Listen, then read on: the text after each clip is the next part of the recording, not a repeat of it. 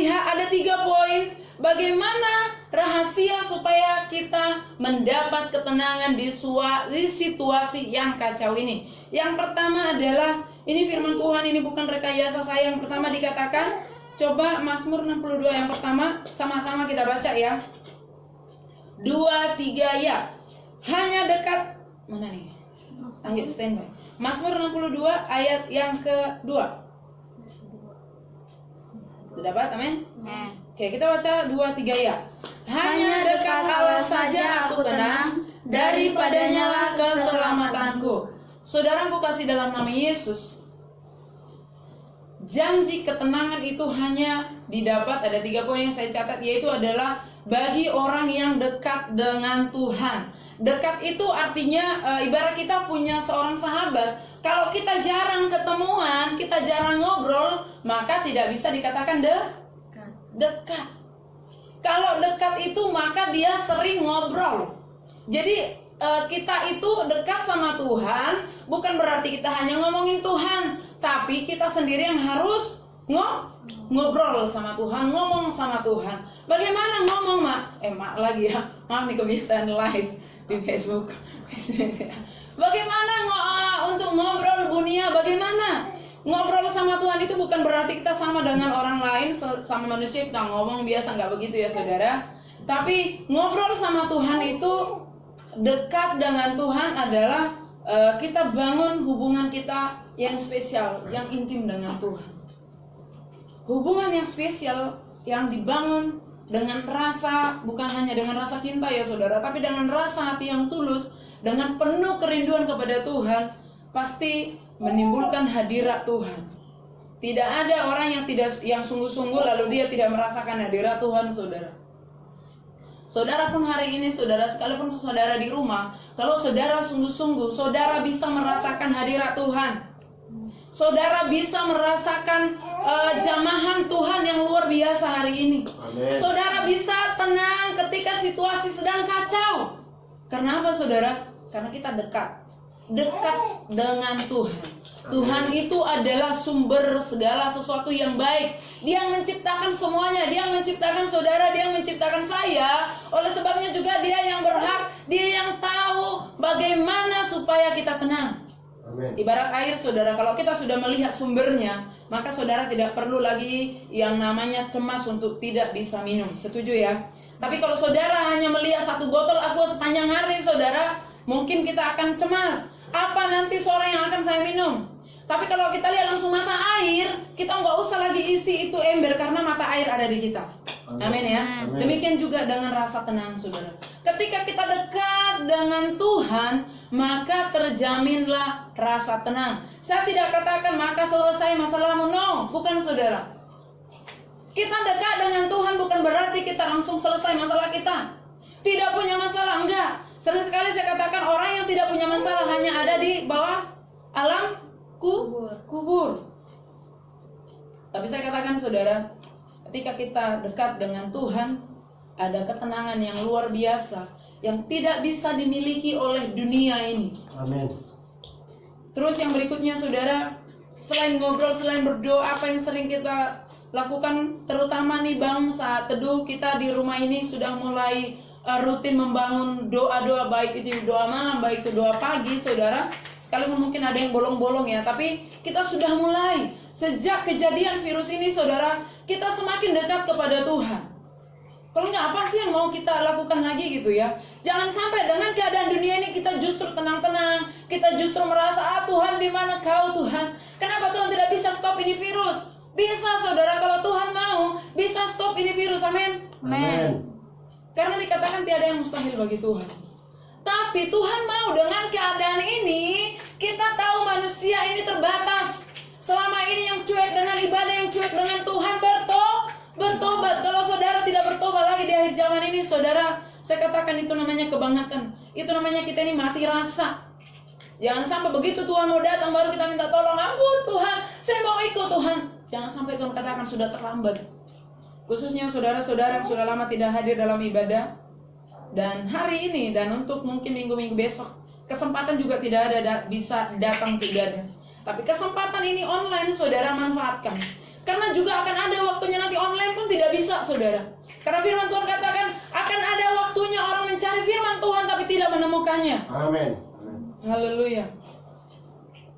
Itu yang pertama ya saudara, dekat dengan Tuhan. Dekat itu ngobrol sama Tuhan sering, bukan sesekali, bukan sekali seminggu, tapi sering kita ngobrol sama Tuhan. Saya katakan bukan hanya ngomongin Tuhan, bukan hanya ngomongin Tuhan, oh Tuhan itu begitu loh, oh iya Tuhan, enggak saudara. Tapi kalau kita mau ngobrol sama Tuhan, maka otomatis kita sudah sering ngomongin Tuhan. Yang kedua, oh maaf saudara, kita akan baca dulu.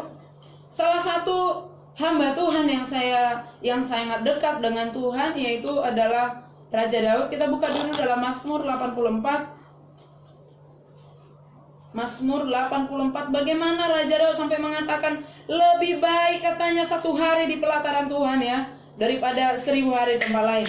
Coba kita lihat dulu saudara, Mazmur 84 ayat yang kedua dan 11. Mazmur 84 ayat kedua dan 11.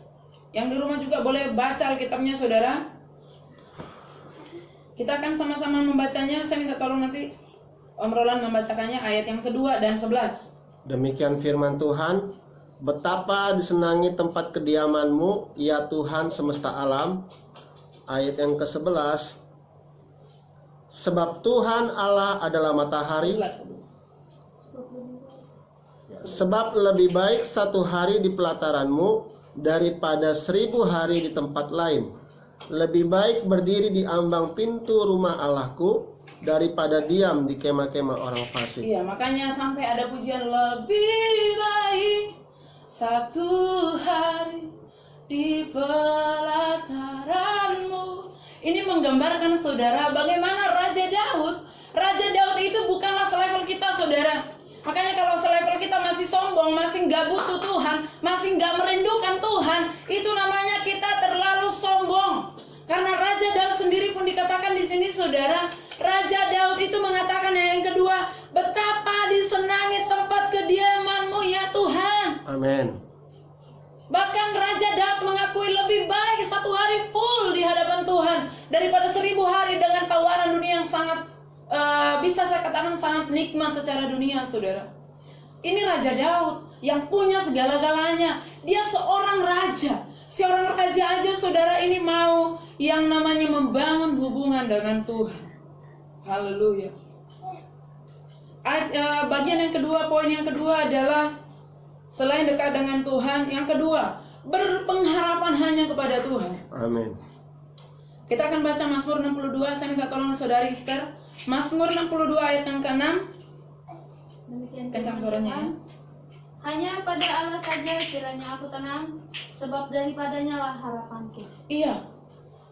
Saya katakan yang kedua, berpengharapan hanya pada Tuhan. Kalau saudara hanya berpengharapan kepada dokter, kepada pemerintah untuk kondisi saat ini saudara, maka kita bisa kecewa. Ketika mungkin kita sakit, kita katakan, oh kenapa dokter begini, kenapa pemerintah begini. Saya katakan saudara berharaplah kepada Tuhan. Karena Tuhan itu lebih dari segalanya. Jangan nuntut pemerintah ya. Iya, jangan berharap pada pemerintah, berharap kepada Tuhan. Jangan berharap kepada tim medis, tapi harapkan Tuhan lebih dari segalanya.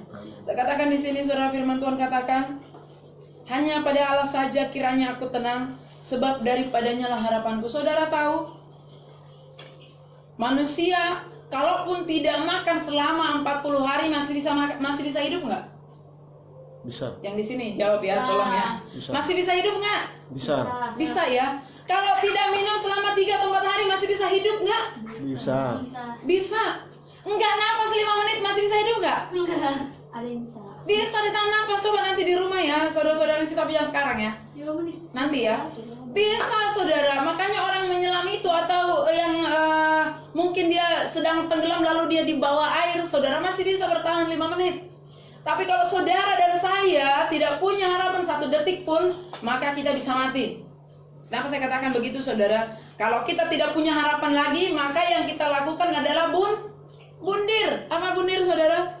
Bunuh diri. Orang yang bunuh diri itu adalah orang yang tidak punya harapan. Akhir-akhir ini banyak saudara artis Korea yang bunuh diri karena dibully ya. Karena dibully, nggak kuat dengan bulian, dia bunuh diri saudara. Kayaknya jangan sering-sering bully orang ya saudara, karena Bully itu macam bentuknya. Mungkin kita pikir itu teguran yang nyata atau apa, dan ternyata itu kemungkinan kita mengungkapkannya itu hanya mempermalukan dia, bukan untuk mendorong seseorang itu supaya berubah. Beda saudara, kalau kita tegur seseorang supaya berubah, beda. Sedikit rekam. Kenapa selesai? Batal ya? Tadi baca dulu, udah mau selesai. Live-nya terputus, jadi kita lanjut dari sini ya saudara. Puji Tuhan, tidak apa-apa ya, inilah namanya online, tapi ini kita manfaatkan untuk kita tetap fokus kepada Tuhan. Tadi saya katakan saudara, 1 detik pun orang tidak punya pengharapan, maka dia bisa mati, dia bisa bunuh diri saudara. Dikatakan saudara, kita perlu berpengharapan kepada Tuhan. Kalau kita tidak berpengharapan saudara, maka kita akan bersungut-sungut, akan banyak menuntut. Kita akan cemas.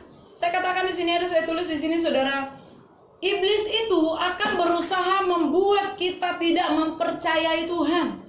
Iblis akan berusaha membuat kita tidak lagi memegang janji Tuhan. Iblis akan berusaha membuat kita tidak mempercayai kuasa Tuhan. Makanya iblis itu paling suka buat orang apa? Buat orang khawatir saudara, buat orang cemas, buat orang takut, buat orang gelisah. Itu adalah pekerjaan iblis. Jadi kalau saudara panik nih, seperti yang sekarang ada, iblis juga buat orang panik loh. Makanya sampai ada dikatakan panik buying. Begitu dikatakan virus, langsung semua borong itu stoknya. Nggak tahu stok untuk apa, mungkin sampai mungkin sekarang, atau bukan sekarang lagi, yang bisa kamar mungkin ya. Tapi orang di dalam Tuhan tidak begitu saudara. Karena Tuhan bilang apa?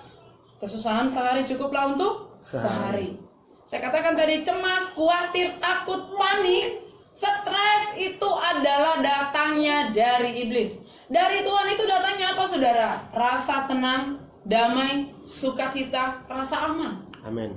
Itu yang datang dari Tuhan. Jadi untuk kita hari ini saudara, jangan sampai situasi dunia ini membuat iman kita menjadi goyah kepada Tuhan. Amin.